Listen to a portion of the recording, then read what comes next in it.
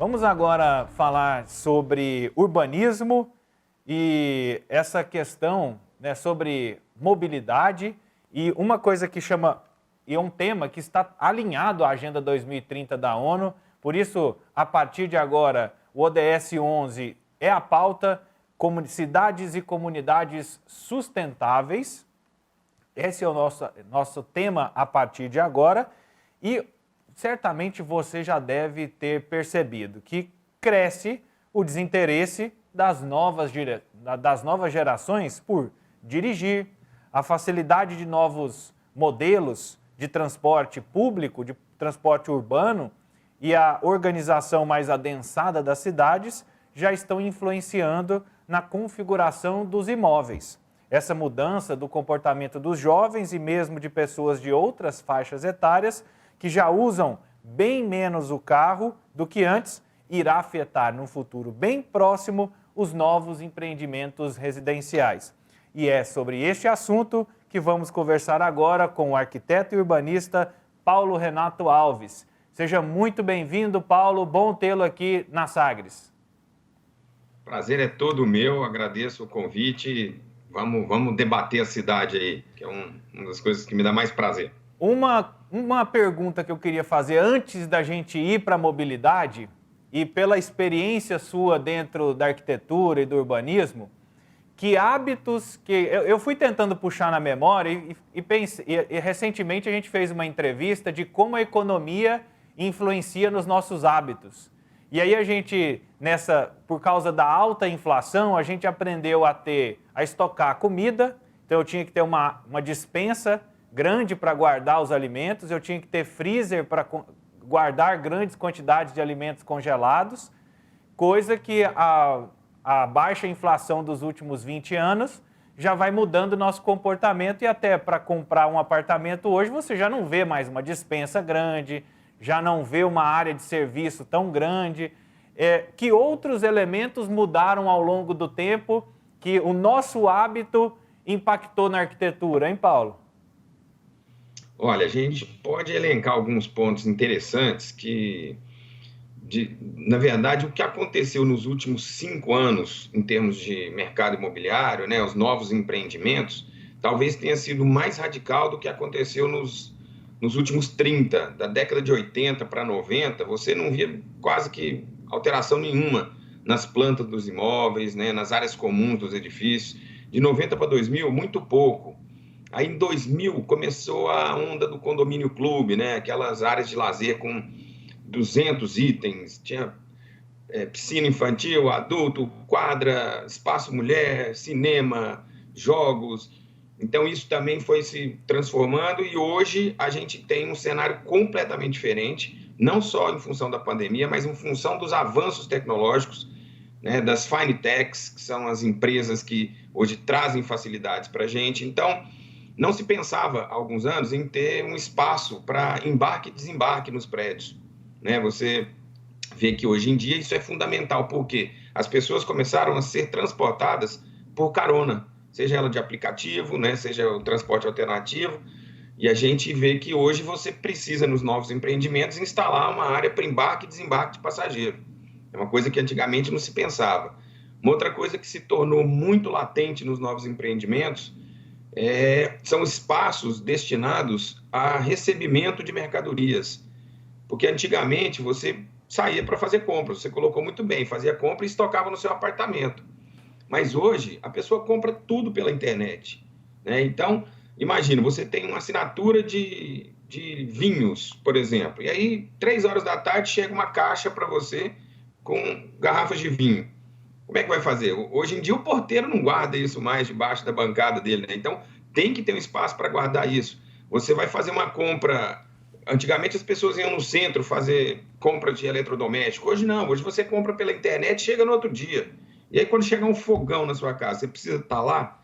Então, os empreendimentos já estão começando agora, a gente que projeta empreendimento imobiliário, a criar espaços no térreo para guarda, armazenamento de compras, né? Além do delivery também, que hoje em dia, isso eu posso dizer que a pandemia trouxe como uma grande característica, foi trazer a pessoa pedir comida em casa. Então, vai dando horário de 7 horas da noite, você vai ver no prédio cheio de motociclista entregando comida e levando, você pedindo comida pelo aplicativo, e aí chega o motoqueiro, ele tem um lugar para deixar aquilo, ele tem um armazenamento. Então, hoje mudou muito em função do que as fintechs trouxeram, de comodidade, e a gente está aproveitando tudo isso. E dentro dessas mudanças, uma que é o tema principal aí, do programa, né, do nosso tema de hoje, é o impacto em cima do uso dos carros. Até nessa semana, eu estava andando com um aplicativo, né, e o motorista, ele me relatava exatamente isso, que ele tem percebido que cada vez mais pessoas que ele vai conversando ao longo do dia, e pessoas que estão próximas a ele, que ele já sente essa mudança, de que o carro não é mais uma razão de consumo, ele não é um padrão de consumo. E o que isso impacta dentro da cidade e dentro dos empreendimentos imobiliários? Olha, quando a gente fala em impacto do veículo, ele afeta vários pontos, né? A gente começa pela poluição do ar. A gente tem os veículos movidos a combustíveis fósseis, eles geram uma degradação na qualidade do ar que provoca doenças respiratórias, isso é um fator que a gente não costuma lembrar, né? Mas do ponto de vista físico, o trânsito das cidades tem se tornado cada vez mais caótico em função dessa individualidade, né? A pessoa, nos últimos anos, nos últimos, vamos dizer, 50 anos, o sonho de consumo de qualquer pessoa que fizesse 18 anos era ter um carro próprio, né? E isso fez com que as cidades se tornassem caóticas. E o grande problema é que o governo sempre subsidiou os carros, não só as montadoras. Isso a gente sabe também, que o governo já perdeu bilhões em arrecadação subsidiando as montadoras, mas ela subsidia o carro, inclusive na cidade. Quando ela constrói uma ponte ou um viaduto, ela está bancando com o nosso dinheiro um produto que vai ser consumido pelo veículo. E se o cidadão não usa o automóvel, ele está pagando por aquilo. Quando o automóvel estaciona na rua de forma gratuita, o cidadão também está pagando por aquilo. E as pessoas abriram mão do carro. Muita gente hoje falou, não, eu não quero. Então, por que eu tenho que colaborar com construção de viaduto? Né? Ou por que eu tenho que participar de determinada ação que é movida pelo carro? Porque a cidade é feita por pedestre. A cidade tem que ser feita por pedestre. Em segundo lugar, para bicicleta. Em terceiro lugar, para patinete, né? Para os transportes modais de baixo impacto e depois para o transporte coletivo. O individual tem que ser por último. E quem quiser usar o individual, que pague por isso. Então, várias cidades do mundo afora estão revitalizando seus grandes centros urbanos dessa forma, proibindo o carro. Muitas cidades proíbem que carros entrem em determinadas vias, e quem quiser entrar vai pagar, e vai pagar caro. Com isso, o que acontece? As pessoas estão vendo outras possibilidades. Então, temos vários casos de pessoas, lá no escritório mesmo, a gente tem pessoas que estão vendendo o carro para ficar à disposição do Uber, porque por que eu vou pagar carro, IPVA, seguro, estacionamento, se eu posso me locomover facilmente num veículo de aplicativo, ainda vou resolvendo meus problemas, lendo meus e-mails, né? Temos pessoas que vão de bicicleta, transporte modal da bicicleta também passou a ser uma coisa muito forte. Então, o veículo está caindo em desuso, mas por vários fatores financeiros, ambientais e agora também pelas questões das facilidades que a gente tem. Hoje, para sair de casa, na pandemia a gente viu que a gente consegue fazer tudo de casa. Né? Eu posso fazer compras, eu posso pedir comida, eu posso assistir uma aula, eu posso fazer um curso à distância sem precisar do veículo. Então, o veículo está cada vez mais se tornando obsoleto. Paulo, eu vou compartilhar a minha experiência mesmo. Em agosto de 2019, eu decidi vender meu carro, fiz as contas e avaliei que era mais rentável eu vender o carro e andar por aplicativo. E desde então, minha forma de deslocamento é essa.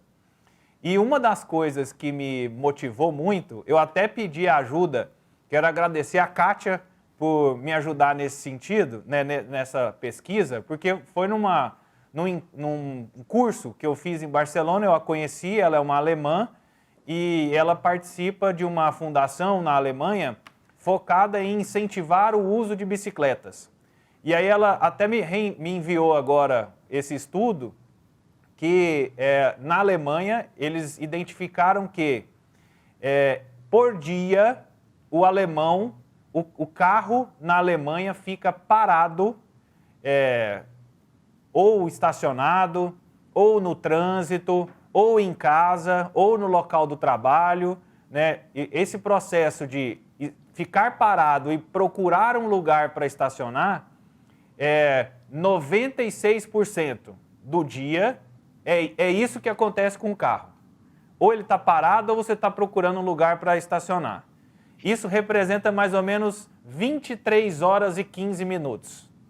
Ou seja, você compra, investe num veículo em que você vai usá-lo de verdade, em média, 45 minutos no dia. Olha só, Pra e fora a mim foi depreciação, chocante. né? Hã? Fora a depreciação, você está fazendo um investimento Fora a e depreciação. a cada dia ele está valendo menos, né? Fora a depreciação, do uso e tudo. Nesse momento, foi o meu impacto que eu falei assim, não vou investir. Assim, eu tenho essa condição no fato de não precisar fazer grandes deslocamentos, eu não, né, ao longo do dia, me concentro num espaço de sair de casa, ir para o trabalho, casa e ponto. Então, essa mudança de hábito me impactou, e esses dados dessa fundação na cidade de Bonn, da Alemanha, me impactaram muito e me deram muita força para a tomada dessa decisão da venda do carro. Agora, o que isso impacta em custos para quem tem esse tipo de comportamento e está procurando um apartamento, uma casa? Como isso pode impactar positivamente? Não preciso de uma garagem, né? Hoje o plano diretor em Goiânia exige que tenha uma garagem, né, Paulo?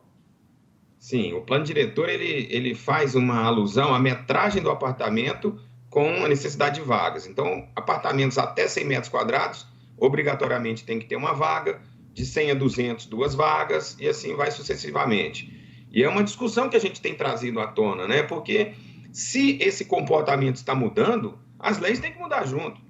Porque você, que acabou de abrir mão do veículo, assumiu a posição de que vou andar de outros modais, eu sou obrigado a comprar uma vaga de estacionamento.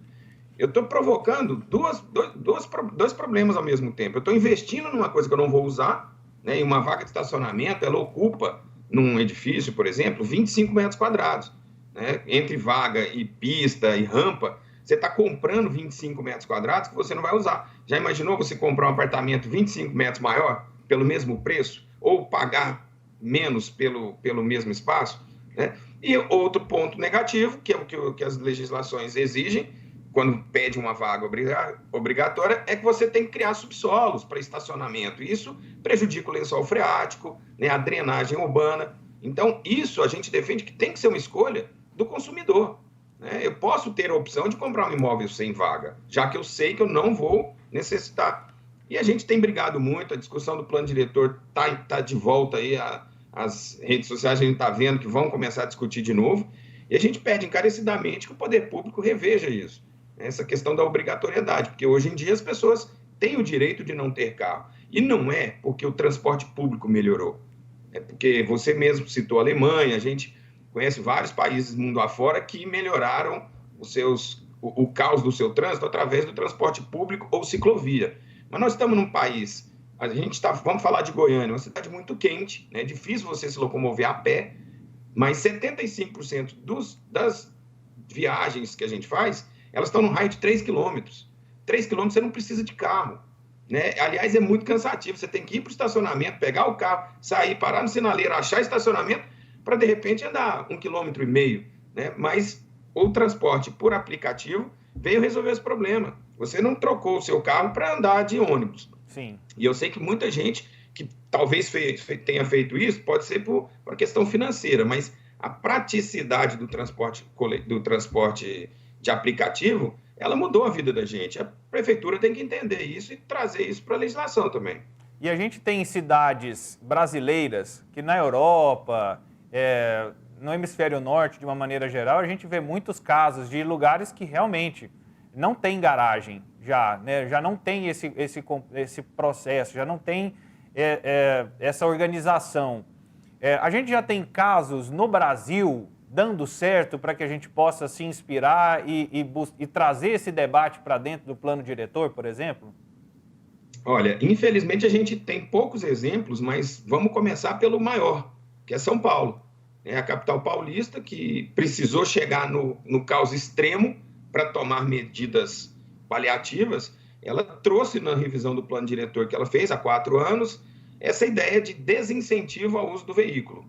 Então, empreendimentos imobiliários construídos às margens dos corredores viários, onde tem o transporte público de qualidade e eficiente, né, vamos dizer assim, ele pode não dar vaga de estacionamento. Você pode fazer um prédio inteiro sem nenhuma vaga de estacionamento. Então, para quê? Para trazer para esses locais as pessoas que usam transporte público. Porque aqui em Goiânia, por exemplo, existe uma regra parecida. Você pode construir grandes edifícios perto do transporte público, mas você está obrigando ao cara comprar a vaga. Então, não tem muito sentido. Se eu vou para perto do transporte público, para que eu preciso ter carro? Mas São Paulo trouxe essa alteração e o efeito é significativo. A gente presenciou já várias vezes em São Paulo edifícios localizados próximos à Paulista, grandes eixos de transporte público, que não tem vaga nenhuma. E você vê as pessoas saindo dos edifícios com skate debaixo do braço ou com celular pedindo um aplicativo. E o trânsito voltou a ser normal nesses bairros. Os pedestres andando, a gente tem um comércio local muito, vamos dizer, ele cresce muito com isso, porque as pessoas estão andando a pé, aí começa, eu vou montar uma padaria, passa muita gente aqui, vou montar uma banca. Então o comércio local começa também a fervilhar e só trouxe benefícios. São Paulo é uma das cidades que a gente pode citar como exemplo no Brasil e que esse desincentivo deu muito certo.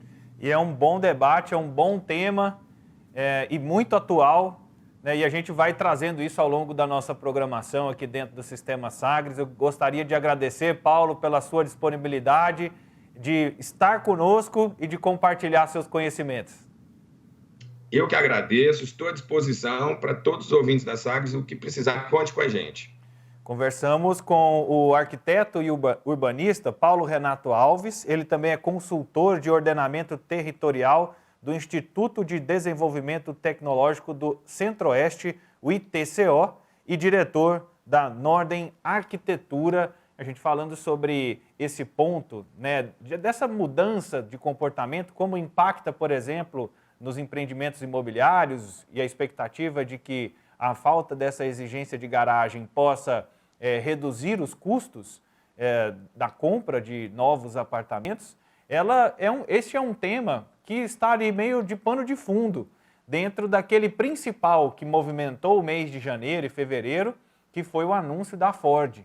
Né? Depois do anúncio da Ford que vai sair do Brasil, e o primeiro movimento foi dizer que haviam acabado os incentivos fiscais e por isso a fábrica estava saindo do Brasil.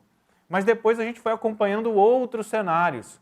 A Ford anunciou que até 2030 vai trocar toda a sua frota e vai vender só carros elétricos. Então este já é um movimento.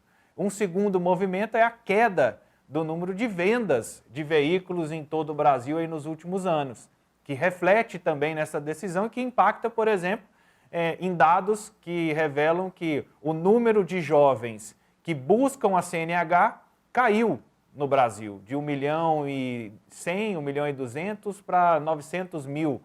Então, estamos perdendo interesse nos veículos, talvez por preocupação ao meio ambiente, talvez por questão financeira, por questão de custo, mas o fato é que essa decisão da Ford, ela se movimenta e tem várias explicações, várias variáveis, como dizia a música do Engenheiros do Havaí, que impactam nesse modelo de negócio, nesse modelo de modal de transporte público. Então, fique atento e a gente chama atenção para esse debate também, para os assuntos que estão em volta dessa decisão.